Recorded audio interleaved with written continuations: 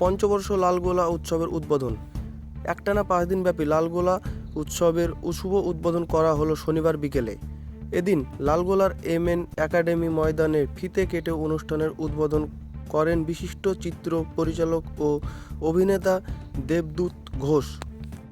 উদ্বোধনের আগে লালগোলা জুড়ে পদযাত্রা করা হয়। পদযাত্রায় অংশ নেন রাজ্যের বিদ্যুৎ প্রতিমন্ত্রী আখরুজ্জামান, অনুষ্ঠানের উদ্বোধক তথা অভিনেতা দেবদূত ঘোষ, লালগোলার বিধায়ক মোহাম্মদ আলী সহ অন্যান্য অতিথিরা। 7 থেকে 12 ডিসেম্বর পর্যন্ত 5 দিনব্যাপী এই অনুষ্ঠান করা হবে লালগোলার এমএন একাডেমি ময়দানে।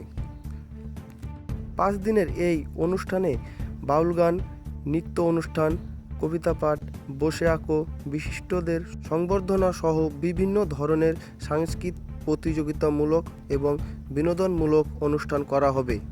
Bureau report, S news live Bangla. এক্ষুনি আমাদের পরিক্রমাটা শেষ হলো। সেই পরিক্রমায় আমি এখানে যে পরিবেশ দেখলাম, সাধারণ মানুষের মধ্যে যে উৎসাহ দেখলাম, গৃহবধূ হোক, বাড়ির কর্তারা হোক, স্কুল কলেজের বাচ্চারা হোক, এলাকার ব্যবসায়ীরা হোক, অল্প বয়সী ছেলে মেয়ে, তারা সবাই দল বেঁধে যেভাবে উৎসাহের সঙ্গে এই মেলায় যোগ দিয়েছে, তাতে বোঝা যায় যে এই এলাকায় আমাদের পরিবেশ অত্যন্ত ভালো আছে, মানুষ স্বাধীনভাবে বাঁচতে পারছে। এবং আমাদের এলাকার বিধায়ক সাহেব মোহাম্মদ আলী সাহেব আমাদের সাথে ছিলেন পুরো রাস্তাটায়। বেশিরভাগ সময়টা মন্ত্রী আখতারুজ্জামান সাহেবও ছিলেন।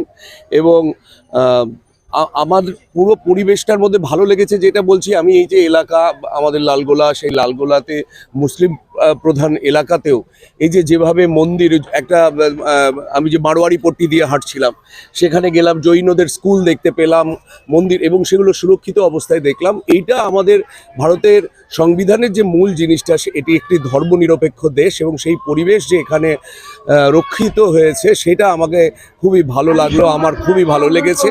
এবং সব ধর্মের মানুষ যেভাবে রাস্তায় নেমে এসেছে সেটাও খুব উৎসাহ দেয়।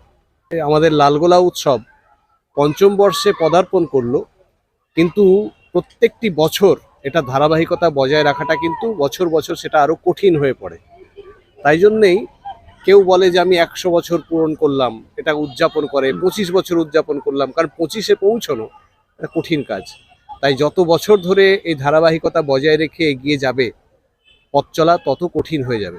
এটাও ঠিক যে একটা শ্রেণী তৈরি হবে যারা এর সাথে অভ্যস্ত, যারা এটাকে তারা করে আত্মস্থ করে নিতে পারছে, ফলে পক্ষেও যেমন থাকবে তেমনি এটাকে টেনে নিয়ে যাওয়াটাও কিন্তু আস্তে আস্তে বন্ধুর হতে থাকবে। সেই জায়গায় পঞ্চম বর্ষ পর্যন্ত ধারাবাহিকভাবে চালিয়ে নিয়ে যাওয়া এটা একটা সাফল্য, খুব ছোট হতে পারে, কিন্তু আমাদের মতো একেবারে এরকম প্রান্তীয় জায়গায় এটা বিরাট বড় একটা বিষয়।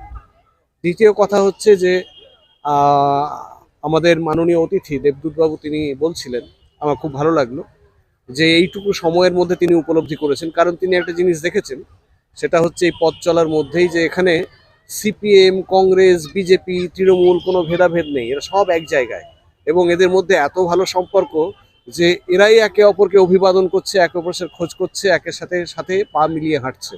আবার একই রকমভাবে ওনার চোখে যেটা পড়েছে সেটা হচ্ছে সংখ্যালঘু প্রধান এলাকা, মুসলিম প্রধান এলাকা। সংখ্যালঘু বলতে তো কোন জায়গায় কোন মানুষটার সংখ্যা কম, তো এখানে তো সংখ্যালঘু হচ্ছে হিন্দু ধর্মীয়রা।